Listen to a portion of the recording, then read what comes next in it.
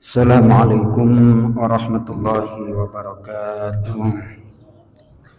Bismillah, alhamdulillah, wassalatu wassalamu ala rasulillah wa ala alihi wa ashabihi wa mawalah, amma ba'du. Jemaah sekalian yang dimuliakan Allah subhanahu wa ta'ala, melanjutkan kultum kita dari tema tentang masalah syukur.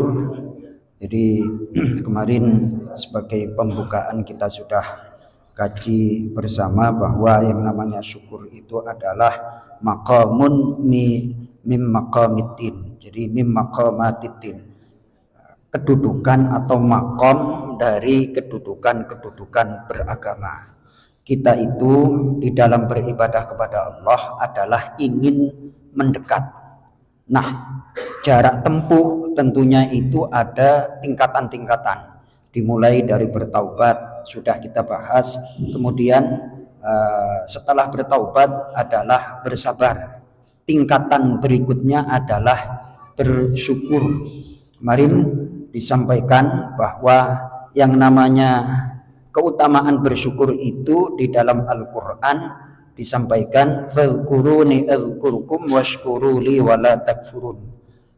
Berzikirlah kalian kepadaku, ingatlah kalian kepadaku, maka aku yakni Allah akan mengingat kalian. Jadi ingat kita di dalam sholat itu katakanlah 5% atau 15%, namun Allah mengingat kita itu full.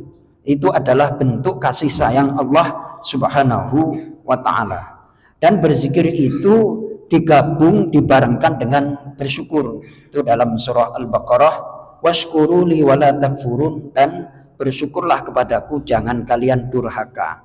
Ternyata ketika kita tidak beribadah kepada Allah, langsung masuk kategori orang yang tidak bersyukur. Jadi berzikir itu tidak hanya bil lisan, membaca subhanallah, alhamdulillah, wala ilaha illallah, wallahu akbar, tidak. Namun bersyukur itu lebih kepada menggunakan potensi nikmat untuk mendapatkan ridho dari Allah subhanahu wa ta'ala.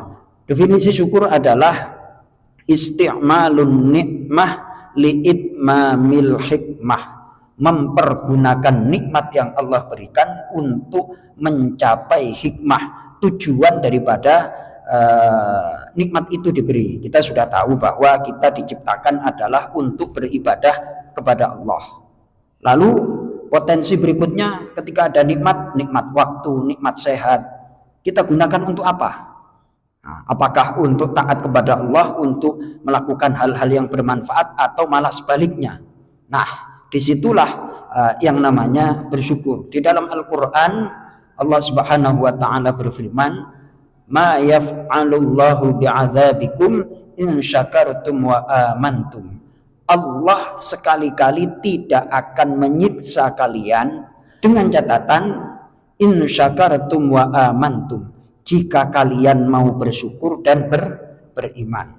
Jadi dalam kehidupan manusia, apabila dia menjumpai kesulitan, menjumpai katakanlah problem-problem hidup yang sulit terpecahkan, itu berdasarkan ayat Al-Quran mungkin banyak tidak bersyukur sehingga dihukum oleh Allah subhanahu wa ta'ala. Jelas ayatnya, ma yaf'alullahu bi'azabikum in syakartum wa amantum. Tak mungkin Allah mengazab suatu kaum, mengazab manusia, jikalau mereka mau bersyukur dan beriman.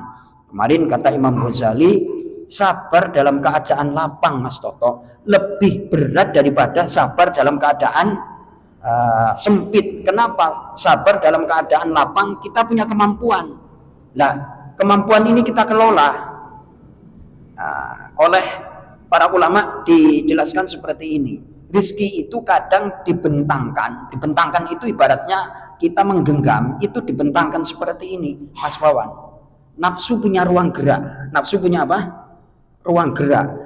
Nah, ketika disempitkan, nafsu itu nggak punya ruang gerak. Nafsu nggak punya ruang gerak. Makanya ismun min asma'il husna, nama dari nama asmaul husna itu ya qabidu ya basitu, Ya qabidu itu Allah yang maha menggenggam, yang maha menahan, nggak dihilangin rezekinya, cuman ngalirnya dikit disempitin. Nah ketika orang kalau nggak punya duit terus macem-macem, nggak bisa segala macam, ya memang nafsunya nggak punya ruang gerak. Sementara kalau dilapangkan itu nafsu punya ruang gerak. Problemnya adalah ketika dia punya ruang gerak terus tidak punya iman dan ilmu, potensinya banyak kufur, durhaka kepada Allah Subhanahu wa taala. Maka untuk mengobati dosa, kata Imam Ghazali, itu adalah campuran ilmu dan amal. Terus kita mengerti, kita diberikan kesehatan untuk apa, diberikan kelapangan rezeki untuk apa, dan seterusnya dan seterusnya.